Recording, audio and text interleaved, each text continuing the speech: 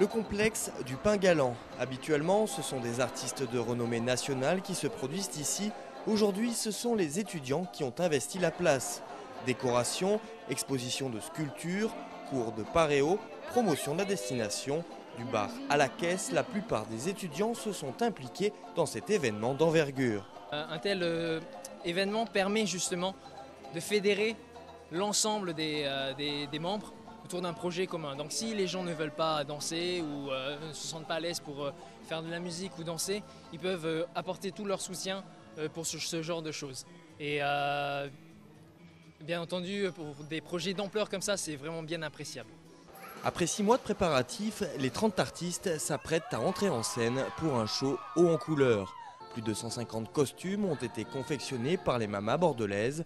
Quant au spectacle, il est en grande partie créé par 2 anciens élèves du conservatoire, et notamment Inatea Anne, diplômée d'études traditionnelles du conservatoire. Pendant 2 heures, la troupe conte l'histoire d'un enfant qui, par son égoïsme, s'éloigne et renie sa terre, avant de se repentir et louer la beauté de son Fénois. Une métaphore du sentiment qui habite la plupart des étudiants éloignés de chez eux.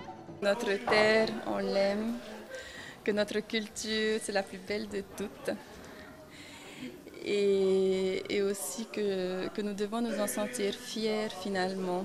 C'est vrai qu'il faut s'adapter dans les terres d'accueil, mais nous devons être fiers aussi de nos origines et montrer et essayer de faire briller cette culture par-delà les frontières de nos îles. Chorégraphie, musique et chant, la troupe bordelaise n'a rien à envier à ses consoeurs polynésiennes. Le public ne s'y trompe pas et réserve une standing ovation. Un succès mérité, malgré de faibles moyens et un emploi du temps chargé, les étudiants ont su trouver les ressources pour se dépasser. Par amour, tout simplement. Amour de la danse, amour de notre culture, amour de notre famille qui nous manque, parce que lorsque nous faisons ça, souvent, il arrive qu'il y ait beaucoup d'étudiants qui n'ont jamais dansé à Tahiti et qui viennent au foyer parce qu'ils recherchent finalement une famille et finalement ils se laissent entraîner dans le mouvement et ils se retrouvent à danser sur scène. Seule déception, cette représentation était unique. Danseurs et musiciens n'ont désormais plus qu'un seul objectif, réussir leurs études.